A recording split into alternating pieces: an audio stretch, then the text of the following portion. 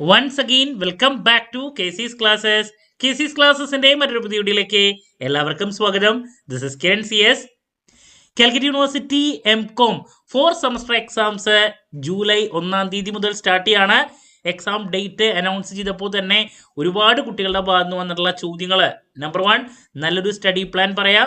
Number 2, 4 semester ആയതുകൊണ്ട് തന്നെ regular സ്റ്റുഡൻസിന് പ്രൊജക്ട് വിത്ത് അതിൻ്റെ വൈവ പ്രിപ്പറേഷൻ ഉണ്ട്. പ്രൊജക്റ്റിനെ റിലേറ്റ് ചെയ്തുള്ള ചോദ്യങ്ങൾ വരുന്നുണ്ട്. ദെൻ ഡിസ്റ്റൻസ് എഡ്യൂക്കേഷൻ സ്റ്റുഡൻസിനാണെങ്കിൽ പ്രൊജക്റ്റിന് പകരം സബ്ജക്റ്റ് ഒരെണ്ണം വരുന്നുണ്ട്, അതിൻ്റെ പ്രിപ്പറേഷൻ എങ്ങനെ വേണം. ദെൻ അവർക്ക് ജനറൽ വൈവ ഉണ്ട് പ്രൊജക്റ്റിന് പകരം ഡിസ്റ്റൻസ് എഡ്യൂക്കേഷൻ സ്റ്റുഡൻസിന്. സോ അതിൻ്റെ പ്രിപ്പറേഷനെ പറ്റിയിട്ട് പറയാൻ പറഞ്ഞു. ദെൻ സ്പെഷ്യലൈസേഷൻ എടുത്തിട്ടുള്ള കേസിൽ മാർക്കറ്റിംഗ് സ്പെഷ്യലൈസ് ചെയ്തിട്ടുള്ള കുട്ടികളുടെ പ്രശ്നങ്ങൾ അപ്പുറത്ത് വേറൊരു വഴിക്ക്. അപ്പോൾ ഇങ്ങനെ ഒരുപാട് ചോദ്യങ്ങൾ വന്നിട്ടുണ്ട്. ഇതൊക്കെയാണ് നമ്മൾ ഇന്നത്തെ വീഡിയോയിൽ ഇൻക്ലൂഡ് ചെയ്തിട്ടുള്ളത്. സോ നമുക്ക് എന്തായാലും വീഡിയോയിലോട്ട് പോകാം. വീഡിയോയിലോട്ട് പോണേക്കാൾ മുമ്പ് പറയാനുള്ളത്, നമ്മുടെ സ്ഥാപനം MCOM-ന് ഓൺലൈനായിട്ട് കോച്ചിങ് പ്രൊവൈഡ് ചെയ്യുന്ന സ്ഥാപനമാണ്. 4 സെമസ്റ്ററിലെ 3 problem papers, number 1 income tax, number 2 derivatives, number 3 strategic financial management. ഈ 3 പ്രോബ്ലം പേപ്പേഴ്സിൻ്റെയും ഓൺലൈനായിട്ടുള്ള കോച്ചിങ് നമ്മൾ പ്രൊവൈഡ് ചെയ്യുന്നുണ്ട്. നമ്മുടെ ഇതുവരെയുള്ള റിസൾട്ട്സ് ഒക്കെ സൂപ്പർ റിസൾട്ട്സ് ആണ്. സോ ലൈവ് ക്ലാസ് ഗൂഗിൾ മീറ്റിലൂടെ പ്രൊവൈഡ് ചെയ്യുന്നു. വീഡിയോ ക്ലാസ്സിൻ്റെ റെക്കോർഡും ആക്സസ് ചെയ്യാൻ സാധിക്കും. വീഡിയോ ക്ലാസ്സിൻ്റെ റെക്കോർഡ് ഉള്ളതുകൊണ്ട് തന്നെ എപ്പോൾ വേണമെങ്കിലും പഠിച്ച് ഡൗട്ട് ഉള്ളത് ചോദിക്കുകയും ചെയ്യാം. സോ നമ്മുടെ ക്ലാസ്സിൽ ജോയിൻ ചെയ്ത് പഠിച്ച് നല്ല മാർക്ക് മേടിക്കാൻ താല്പര്യമുള്ള കുട്ടികൾക്ക് ഡിസ്ക്രിപ്ഷൻ ബോക്സിലുള്ള എൻ്റെ വാട്സാപ്പ് നമ്പറിൽ കോൺടാക്ട് ചെയ്യാം, ക്ലാസ്സസ് ആക്സസ് ചെയ്യാം. ഓക്കെ, സോ നമുക്ക് എന്തായാലും വീഡിയോയിലോട്ട് പോകാം.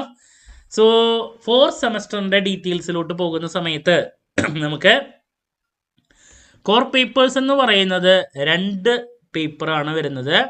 Number 1 financial derivatives. Financial derivatives ആണ് ആദ്യത്തെ.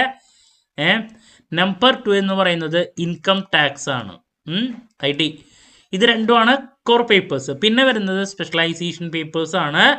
അത് ഫിനാൻസിന് ഇന്റർനാഷണൽ ഫിനാൻസ് വരുന്നുണ്ട്.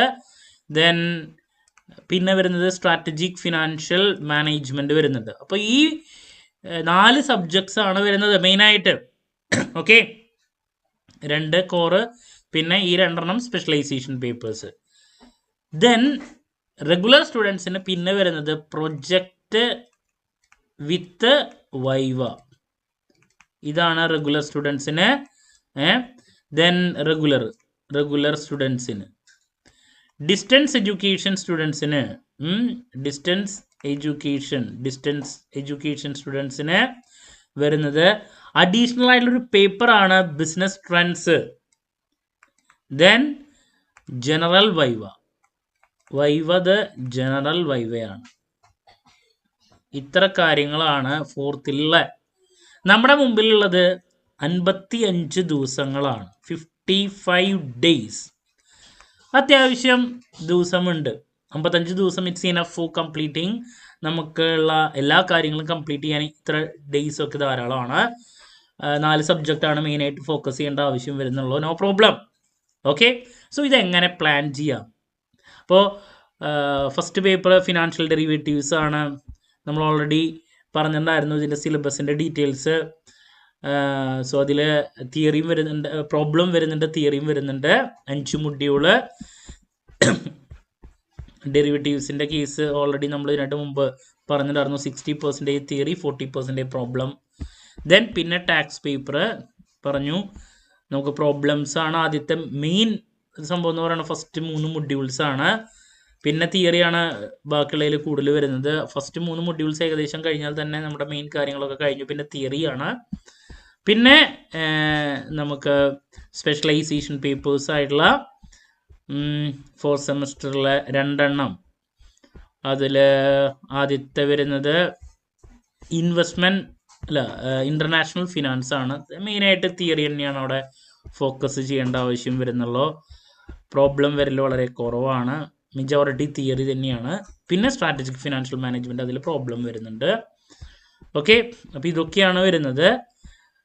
ദെൻ ഇതൊക്കെ കഴിഞ്ഞ് ഏറ്റവും അവസാനം നമുക്ക് ബിസിനസ് ട്രെൻഡ്സ് എന്ന് പറഞ്ഞിട്ടുള്ള പേപ്പർ ഉണ്ട്. അത് തിയറി വളരെ കംഫർട്ടബിൾ ആയിട്ടുള്ളതും ഈസി ആയിട്ടുള്ള ഒരു പേപ്പറാണ്. Last paper business trends. Okay, business trends in Indian economy. അപ്പോൾ ഇതാണ് നമ്മുടെ ടോട്ടൽ ഡീറ്റെയിൽസ്. അപ്പോൾ ഇതിലോട്ട് പോകുന്ന സമയത്ത് എങ്ങനെ പ്രിപ്പയർ ചെയ്യണം? 55 ദിവസം നമ്മുടെ മുമ്പിലുണ്ട്. മെയിനായിട്ട് പറയുകയാണെങ്കിൽ 4 സബ്ജക്ട്സ് ആണ് അവിടെ മെയിനായിട്ട് ഫോക്കസ് ചെയ്യേണ്ട ആവശ്യം വരുന്നുള്ളൂ. അതിൽ 3 പ്രോബ്ലം പേപ്പർ ഉണ്ട്. പറഞ്ഞ പോലെ ഫിനാൻസ് സ്പെഷ്യലൈസ് ചെയ്തുള്ള കുട്ടികളുടെ കേസിലോട്ട് പോകുമ്പോൾ ഒരു തിയറി, മാർക്കറ്റിംഗുകാരാണെങ്കിൽ 2 പ്രോബ്ലം പേപ്പർ 2 തിയറി പേപ്പർ, അങ്ങനെയാണ് അവരുടെ കേസ് വരുന്നത്. അപ്പോൾ ഇതിൽ നമുക്ക് ഏറ്റവും കൂടുതൽ സമയം കൊടുത്ത് പഠിക്കേണ്ടത് നിസ്സംശയം പറയാം ഇൻകം ടാക്സ് പേപ്പർ തന്നെയാണ്. ഇൻകം ടാക്സ്, കാരണം 3rd സെമസ്റ്ററിൽ ഇൻകം ടാക്സ് പേപ്പർ വളരെ ടഫ് പേപ്പറായിരുന്നു. നമുക്ക് സാധാരണ ഇത്രത്തോളം ടഫായിട്ട് ആ പേപ്പർ കണ്ടുവരാറില്ലായിരുന്നു. ഇതിനേക്കാൾ മുമ്പുള്ള പേപ്പറുകൾ അത്രത്തോളം ബുദ്ധിമുട്ടായിട്ട് വന്നിട്ടുണ്ടായിരുന്നില്ല. എപ്പോഴും ഞാൻ പറയുന്നതാണ്, നിങ്ങളുടെ എല്ലാ സബ്ജക്റ്റിലും ഒരു പേപ്പർ ഗൂഗിളി പേപ്പർ ആവാറുണ്ട്. എന്ന് വെച്ചിട്ടുണ്ടെങ്കിൽ കുറച്ച് ടഫസ്റ്റ് പേപ്പർ ഇടാറുണ്ട്. അത് ഏതാവും എന്നുള്ളത് നമുക്ക് പറയാൻ സാധിക്കാറില്ല. കഴിഞ്ഞ പ്രാവശ്യം അത് ഇൻകം ടാക്സ് ആയിരുന്നു. ഈ പ്രാവശ്യം മേ ബി അത് തന്നെ വരാം, അതല്ലാണ്ടും വരാം. ഈ 2 കോർ പേപ്പറിൽ ഏതെങ്കിലും ഒരു പേപ്പർ ആവാനാണ് അത് സാധ്യത. എന്ന് വെച്ചിട്ടുണ്ടെങ്കിൽ സാധ്യത ഇൻകം ടാക്സോ ഫിനാൻഷ്യൽ ഡെറിവേറ്റീവ്സ് ഓഫ് ഡി, ഇതിലേതെങ്കിലും ഒരു പേപ്പറാണ് നമ്മൾ ടഫസ്റ്റ് പേപ്പറായിട്ട് എക്സ്പെക്റ്റ് ചെയ്യുന്നത്. അതിൽ കൂടുതൽ ചാൻസ് ടാക്സിന് തന്നെയാണ്. കാരണം പ്രോബ്ലംസ് കൂടുതലുള്ളതാണ്, ഏറ്റവും ഘടാഘടികനായിട്ടുള്ളൊരു സബ്ജക്റ്റ് തന്നെയാണ്. അപ്പോൾ അതുകൊണ്ട് നിങ്ങൾ ഇൻകം ടാക്സ് പഠിക്കാൻ ഒരു വിട്ടുവീഴ്ചയും വരുത്തേണ്ട. നല്ല രീതിയിൽ തന്നെ അതിൻ്റെ പ്രിപ്പറേഷൻസുമായിട്ട് മുന്നോട്ട് പോവുക. ആദ്യത്തെ 3 മൊഡ്യൂളാണ് മെയിൻ മൊഡ്യൂൾസ്, പ്രോബ്ലംസ്. ബാക്കി 2 തിയറിക്കാണ് കൂടുതൽ അവിടെ ഇമ്പോർട്ടൻസ് കണ്ടുവരാറ്. ഓക്കെ, ഫസ്റ്റ് മൊഡ്യൂൾ തന്നെ വലിയ കുഴപ്പമില്ല. സെക്കൻഡ് മൊഡ്യൂൾ കോപ്പറേറ്റീവ് സൊസൈറ്റി ഈസിയാണ്, കമ്പനി, ഇത്രയാണുള്ളത്. ഓക്കെ, അപ്പോൾ ഇൻകം ടാക്സിലേക്ക് കൂടുതൽ നിങ്ങൾ നിർബന്ധമായും ഫോക്കസ് കൊടുത്ത് പഠിച്ചിരിക്കണം. ഓക്കെ, ഇനി ബാക്കിയുള്ള 3 സബ്ജക്റ്റിനും ഒരേ രീതിയിൽ നമുക്ക് എന്താണ് ഒരേ രീതിയിൽ പഠിച്ചു പോയാലും കുഴപ്പമില്ല.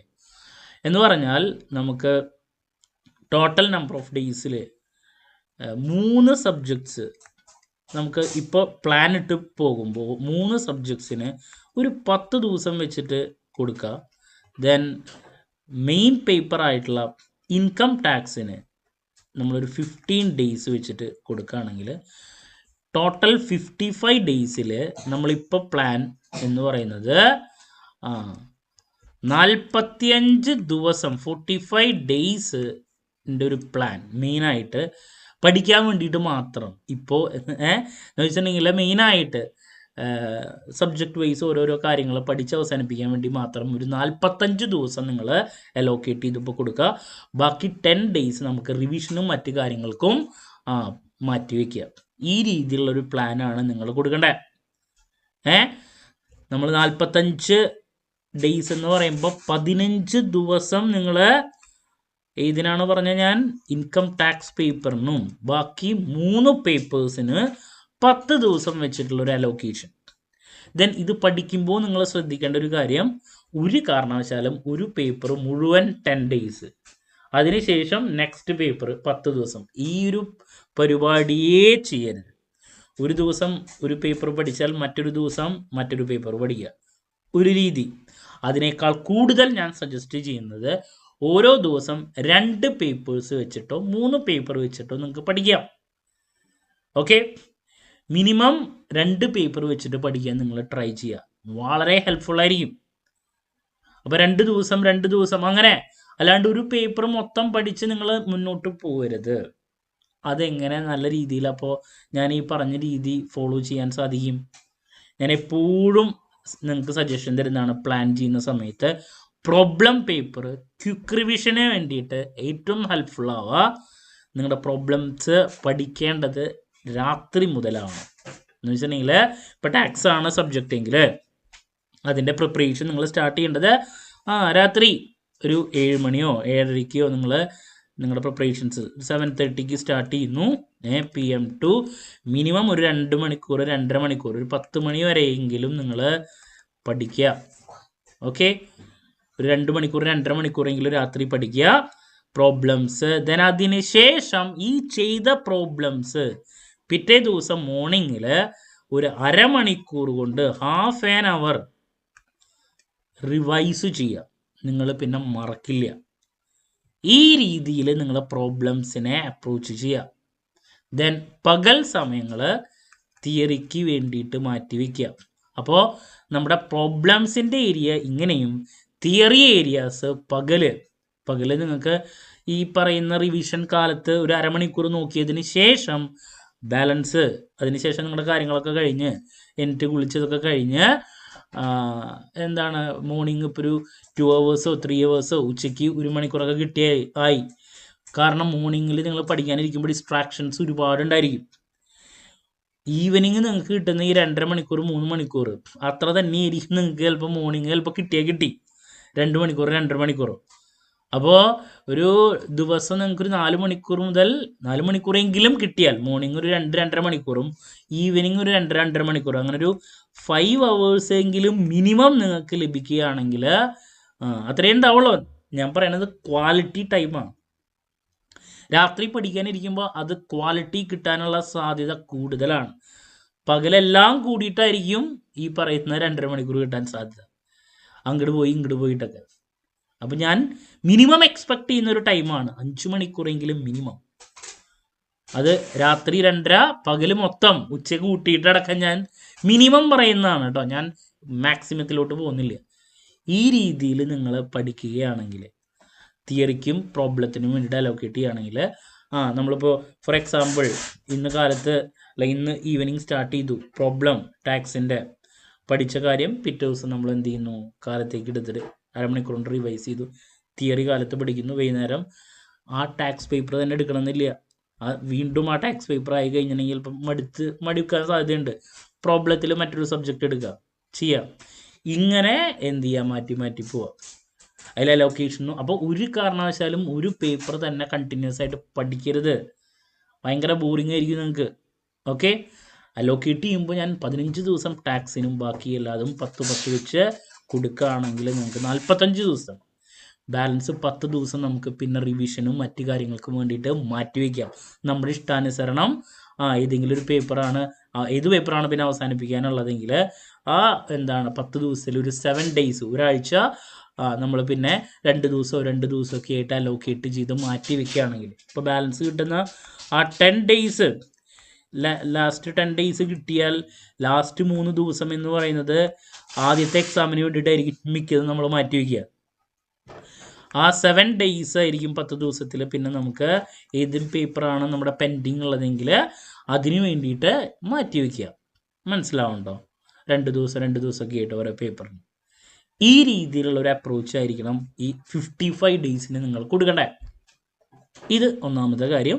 പിന്നെ പ്രോബ്ലം തിയറിയും പഠിക്കുമ്പോൾ ശ്രദ്ധിക്കേണ്ട കാര്യം ഞാൻ പറഞ്ഞു. ഇനി നമ്മുടെ ബിസിനസ് സ്റ്റുഡൻസിന് ഇന്ത്യൻ ഇക്കോണമി ഉണ്ട്, പിന്നെ റെഗുലർ സ്റ്റുഡൻസിൻ്റെ കേസും ഉണ്ട്. അതിലോട്ടൊന്ന് പോവുകയാണെങ്കിൽ റെഗുലർ സ്റ്റുഡൻസിന് ഞാൻ പറഞ്ഞു പ്രൊജക്റ്റ് വിത്ത് വൈവേ ആണ് വരുന്നത്. സോ പ്രൊജക്റ്റിനെ റിലേറ്റ് ചെയ്തിട്ടുള്ള കുറേ വീഡിയോസ് നമ്മുടെ ചാനലിലുണ്ട്. ഓൾറെഡി ഞങ്ങൾ പ്രൊജക്റ്റൊക്കെ സ്റ്റാർട്ട് ചെയ്ത് കഴിഞ്ഞിട്ടുള്ളതൊക്കെ ആയിരിക്കും. അപ്പോൾ ഇൻഡിവിജ്വലായിട്ട് പ്രോജക്റ്റിനെ റിലേറ്റ് ചെയ്തിട്ടുള്ള ഓരോരുത്തരുടെ സംശയങ്ങൾക്ക് മറുപടി കൊടുക്കുക എന്ന് പറഞ്ഞാൽ ശ്രമകരമായ അല്ല, വളരെ ബുദ്ധിമുട്ടാണ്. കാരണം ഓരോരുത്തരുടെയും പ്രൊജക്റ്റ് ഡിഫറെൻ്റ് ആണ്, ഇൻഡിവിജ്വൽ ടോപ്പിക്സ് ആണ് എടുക്കട്ടെ. അപ്പോൾ അതിന് നമ്മൾ നല്ല കാര്യങ്ങൾ ചെയ്യണം. ഞാൻ അതിൻ്റെ വീഡിയോസ് ഓൾറെഡി പ്ലേലിസ്റ്റിലൊക്കെ അവൈലബിൾ ആണ്, ഞാൻ ഓൾറെഡി ചെയ്ത് വെച്ചിട്ടുള്ളത്, നിങ്ങൾക്ക് നോക്കാം. അതല്ലാണ്ട് ഇൻഡിവിജ്വലായിട്ട് നിങ്ങൾക്ക് എന്താ പറയുക ഓരോ ടോപ്പിക്കുകളുടെയും കാര്യങ്ങൾ തരാമെന്ന് പറഞ്ഞാൽ വളരെ ബുദ്ധിമുട്ടാണ്. ദെൻ വൈവ എങ്ങനെ അറ്റൻഡ് ചെയ്യണം എന്നുള്ളത് അതിൻ്റെയും വീഡിയോ ഞാൻ ചെയ്തിട്ടുണ്ട്. എന്നാലും ഞാൻ പുതിയ വീഡിയോ ചെയ്യുന്നതായിരിക്കും വൈവയുടെ സമയത്ത്. Regular students project viva attend ചെയ്യുമ്പോഴുള്ള കാര്യം ഓൾറെഡി ചാനലിൽ ഞാൻ വീഡിയോ ചെയ്തിട്ടുണ്ട്. എങ്ങനെയാണ് പ്രൊജക്റ്റ് വൈവ അറ്റൻഡ് ചെയ്യുക. അപ്പോൾ അത് നിങ്ങൾ കേട്ടോളൂ, നിങ്ങൾക്ക് വളരെ ഹെൽപ്ഫുൾ ആയിരിക്കും. ഇനി ഡിസ്റ്റൻസ് എഡ്യൂക്കേഷൻ സ്റ്റുഡൻസിന് വരുന്നത് അഡീഷണൽ ആയിട്ടുള്ള ഈ ഒരു പേപ്പറാണ്. ഈ പേപ്പർ വളരെ എളുപ്പമാണ്. കുറച്ച് മാർക്കിൻ്റെ പേപ്പറാണ്, നമുക്ക് ഈസി ആയിട്ട് സ്കോർ ചെയ്യാൻ സാധിക്കും. ഇതിന് നിങ്ങൾക്ക് സ്റ്റഡി മെറ്റീരിയൽ മാത്രമേ ഉള്ളൂ, വേറെ ബുക്സ് ഒന്നുമില്ല. സ്റ്റഡി മെറ്റീരിയൽ മാത്രമേ നിങ്ങൾക്കുള്ളൂ. സ്റ്റഡി മെറ്റീരിയൽ വെച്ചിട്ട് നിങ്ങളത് പഠിക്കുക, ഈസി ആയിട്ട് പാസ്സാക്കാൻ സാധിക്കും. ഇമ്പോർട്ടൻറ്റ് ക്വസ്റ്റ്യൻസിൻ്റെ വീഡിയോ ഒക്കെ ഞാൻ ചെയ്യുന്നതായിരിക്കും. ഓക്കെ, ദെൻ ഇതിൻ്റെ കൂടെ നിങ്ങൾക്ക് ജനറൽ വൈവയാണ് വരുന്നത്.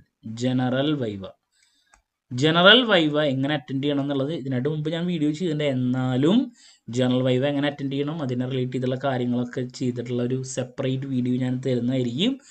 അത് ആരും ആലോചിച്ച് പേടിക്കേണ്ടത്, നിങ്ങളെ ഞാൻ പാസ്സാക്കി തന്നിരിക്കും. ഈ ഒരു പേപ്പർ നിങ്ങൾ പഠിക്കണം.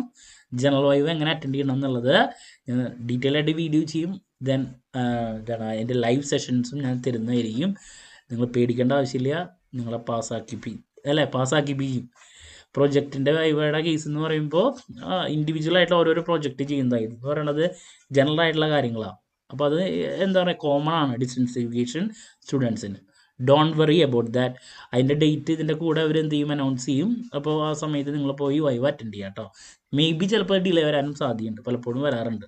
ഓക്കെ, അപ്പോൾ വൈവ ഡിസ്റ്റൻസ് എഡ്യൂക്കേഷൻ സ്റ്റുഡൻസ് പേടിക്കേണ്ട ആവശ്യമില്ല. ഈ ഒരു പേപ്പർ ഉണ്ട്, അത് നിങ്ങൾ പഠിക്കുക. അതിൻ്റെ കാര്യങ്ങളൊക്കെ ഞാൻ ചെയ്യുന്നതായിരിക്കും. ഇനി മറ്റൊരു ചോദ്യം മാർക്കറ്റിംഗ് റിലേറ്റ് ചെയ്തിട്ടുള്ള കുട്ടികളുടെ കാര്യമാണ്. ഞാൻ ആദ്യം തന്നെ പറഞ്ഞിരുന്നു, സ്പെഷ്യലൈസേഷനിൽ മാർക്കറ്റിങ്ങിൻ്റെ ബുക്ക് കിട്ടാൻ വളരെ ബുദ്ധിമുട്ടാണ്. ചില കുട്ടികൾക്കൊക്കെ കിട്ടിയിട്ടുണ്ട്. കാലിക്കറ്റ് യൂണിവേഴ്സിറ്റി കോപ്പറേറ്റീവ് സൊസൈറ്റിയുടെ ടെക്സ്റ്റ് ബുക്ക് അവർ പബ്ലിഷ് ചെയ്തിട്ടൊക്കെ ഉണ്ട്, ബട്ട് വളരെ കുറവാണ് കിട്ടാൻ. സ്റ്റഡി മെറ്റീരിയൽ മാത്രമേ ഉള്ളൂ, അതും കിട്ടാനില്ല കുട്ടികൾക്ക്, ഒരു നിവൃത്തിയില്ല. അപ്പോൾ നിങ്ങളുടെ കയ്യിൽ എന്താണോ സ്റ്റഡി മെറ്റീരിയൽ ഉണ്ടെങ്കിൽ, വെബ്സൈറ്റിലുള്ള ഉണ്ടെങ്കിൽ അത് ഡൗൺലോഡ് ചെയ്യുക. ദെൻ എന്താണ് നിങ്ങളുടെ കയ്യിൽ കിട്ടിയിട്ടുണ്ടെങ്കിൽ ആ സ്റ്റഡി മെറ്റീരിയൽ വെച്ച് പഠിക്കുക. അതല്ലാണ്ട് വേറെ ഒരു നിവൃത്തിയില്ല. നമുക്ക് ഫിനാൻസിൻ്റെ മാത്രമാണ് ബുക്സ് അവൈലബിൾ ആയിട്ടുള്ളത്, അതുണ്ടായിരിക്കും. അപ്പോൾ അത് ഞാൻ എപ്പോഴും പറയുന്നൊരു കാര്യമാണ്. എൻ്റെ അടുത്ത് പലരും ചോദിക്കുന്നുണ്ട്, ഇതിൻ്റെ ബുക്സ് ഉണ്ടോ, മെറ്റീരിയൽ ഉണ്ടോ. ഒരു നിവൃത്തിയില്ല. ഇത് മാർക്കറ്റിങ്ങിലത്തെ കുട്ടികൾ ഫേസ് ചെയ്യുന്നൊരു പ്രശ്നം തന്നെയാണ്. അപ്പോൾ ഇപ്രാവശ്യം ബുക്ക് കിട്ടിയിട്ടുണ്ടെങ്കിൽ എന്താണ് കിട്ടിയിട്ടുള്ളതെങ്കിൽ അത് വെച്ച് പഠിക്കാം. ഓക്കെ, അതിൻ്റെ പ്രീവിയസ് ഇയർ ക്വസ്റ്റ്യൻ പേപ്പർ ഞാൻ ചാനലിലൂടെ വീഡിയോ ചെയ്യാൻ വേണ്ടിയിട്ട് ട്രൈ ചെയ്യാം. ഓക്കെ, പിന്നെ ഇനി ഇതിന് ശേഷം വരും ദിവസങ്ങളിൽ ഇമ്പോർട്ടൻറ്റ് ക്വസ്റ്റ്യൻസിൻ്റെ വീഡിയോ, ദെൻ ഞാൻ എപ്പോഴും ചെയ്യുന്ന പോലെ തന്നെ ഉറപ്പായും പ്രതീക്ഷിക്കുന്ന ഓരോ പാർട്ടുള്ള ചോദ്യങ്ങളുടെ ഡിസ്കഷൻ, പിന്നെ previous year question paper discussion, exam tips, then ഇതിനകത്ത് മുമ്പത്തെ സെമസ്റ്ററിൽ ചെയ്ത പോലെ തന്നെ exam related live quick revision, ഇതൊക്കെ വരും ദിവസങ്ങളിൽ നമ്മുടെ ചാനലിലൂടെ ഉണ്ടായിരിക്കും. ആരും എന്താണ് ടെൻഷൻ അടിക്കേണ്ട ആവശ്യമില്ല. ഇതൊക്കെ വരും ദിവസങ്ങളിൽ ഉണ്ടായിരിക്കും. നിങ്ങളുടെ എല്ലാ സംശയങ്ങൾക്കുള്ള മറുപടി നമ്മൾ നൽകുന്നതായിരിക്കും. ഓക്കെ, അപ്പോൾ ഇനിയുള്ള ദിവസങ്ങൾ പഠിക്കാൻ വേണ്ടിയിട്ട് മാറ്റിവെക്കുക. ഞാൻ പറഞ്ഞ പോലെ തന്നെ ഈ ഒരു പേപ്പർ പിന്നെ വളരെ ഈസിയാണ്, ബുദ്ധിമുട്ടൊന്നും ഉണ്ടാവില്ല. നമ്മുടെ മെയിൻ പേപ്പർ ടാക്സ് തന്നെയാണ് കേട്ടോ. അപ്പോൾ നിങ്ങൾക്ക് പഠിക്കാൻ ബുദ്ധിമുട്ട് തന്നെ ഡിസ്റ്റൻസ് എഡ്യൂക്കേഷൻ സ്റ്റുഡൻസിൻ്റെ അടുത്ത് പിന്നെ പറയാനുള്ളത്, ഈ കോണ്ടാക്ട് ക്ലാസ്സിനെ ഡിപ്പെൻഡ് ചെയ്ത് പോവരുത്. പല കുട്ടികൾക്കും കഴിഞ്ഞ സെമസ്റ്ററിലൊക്കെ പ്രശ്നം വന്നിട്ടുണ്ടായിരുന്നതാണ്. അതിലൂടെ ഇത്ര വലിയ കാര്യങ്ങളൊക്കെ കുറച്ച് സമയം കൊണ്ട് അവസാനിപ്പിക്കാൻ അവർക്ക് ബുദ്ധിമുട്ടുണ്ടായിരിക്കും. ജോലിക്ക് പോകുന്ന ആൾക്കാരാണെങ്കിലും ലീവ് എടുക്കാനും മറ്റു കാര്യങ്ങൾക്കൊക്കെ ഒരു ഡേറ്റ് എടുത്ത് വയ്ക്കുക, പഠിക്കാൻ വേണ്ടിയിട്ട് മാറ്റി വയ്ക്കുക. പിന്നെ ജോലിക്ക് പോകുന്ന ആൾക്കാർക്കാണെങ്കിൽ ഇപ്പോൾ നമ്മുടെ ക്ലാസ്സിൽ ജോയിൻ ചെയ്യുമ്പോൾ ഒരു ഗുണം, വീഡിയോ ക്ലാസ്സിൻ്റെ റെക്കോർഡഡ് ഉള്ളതുകൊണ്ട് തന്നെ എപ്പോൾ വേണമെങ്കിലും വീഡിയോ കേട്ട് പഠിക്കാൻ സാധിക്കും. അപ്പോൾ നമ്മുടെ ക്ലാസ്സിൽ ജോയിൻ ചെയ്യാൻ താല്പര്യമുള്ള കുട്ടികൾക്ക് ഡിസ്ക്രിപ്ഷൻ ബോക്സിലുള്ള എൻ്റെ വാട്സപ്പ് നമ്പറിൽ കോൺടാക്ട് ചെയ്ത് ക്ലാസ്സസ് ആക്സസ് ചെയ്യാം. ഓക്കെ, അപ്പോൾ അത് നല്ല രീതിയിൽ പഠിക്കാൻ നമുക്കുണ്ട്. 4 പേപ്പറാണ് മെയിനായിട്ട് വരുന്നുള്ളൂ. റെഗുലർ സ്റ്റുഡൻസിന് പറയണം, പിന്നെ പ്രൊജക്ട് വൈവയാണ്. ഡിസ്റ്റൻസ് എഡ്യൂക്കേഷനുള്ള ഈ ഒരു പേപ്പർ, അഡീഷണൽ പേപ്പർ ബുദ്ധിമുട്ടുള്ളതല്ല, എളുപ്പമാണ്. നിങ്ങൾക്ക് ജസ്റ്റ് ഒന്ന് വായിച്ചു പോയി എഴുതി പാസ്സാകാൻ സാധിക്കുന്നതാണ്. പിന്നെ ഡിസ്റ്റൻസ് എഡ്യൂക്കേഷൻ സ്റ്റുഡൻസിനുള്ള ജനറൽ വൈവനെ റിലേറ്റ് ചെയ്തിട്ടുള്ള എല്ലാ കാര്യങ്ങളും നമ്മുടെ ചാനലിലൂടെ പറയും. പ്രൊജക്ട് വൈവനെ റിലേറ്റ് ചെയ്തിട്ടുള്ളത് നമ്മുടെ ചാനലിൽ അവൈലബിൾ ആണ്. പ്ലാൻ എങ്ങനെ പഠിക്കണം, മറ്റു കാര്യങ്ങളൊക്കെ ഞാൻ ഓൾറെഡി പറഞ്ഞു തന്നിട്ടുണ്ട്. ഓക്കെ, ടാക്സ് ആണ് നമ്മുടെ മെയിൻ സംഭവം. കാരണം കഴിഞ്ഞ 3rd സെമസ്റ്റർ എക്സാമിൽ ടാക്സ് അത്രത്തോളം ടഫ് പേപ്പർ ആയിരുന്നു. ഓക്കെ, സോ ദാറ്റ്സ് അബൌട്ട് നമുക്ക് 4th സെമസ്റ്ററിനെ പറ്റിയിട്ട് പറയാനുള്ള കാര്യങ്ങൾ. സോ എന്ത് ഡൗട്ട് ഉണ്ടെങ്കിലും കമൻറ്റ് ചെയ്യാതിനുള്ള മറുപടി ഞാൻ വീഡിയോസിലൂടെ നൽകുന്നതായിരിക്കും. മറ്റൊരു വീഡിയോയുമായി വീണ്ടും കാണാമെന്നുള്ള പ്രതീക്ഷയോടെ നിർത്തുന്നു. This is Kiran CS signing off. Have a nice day. Thank U.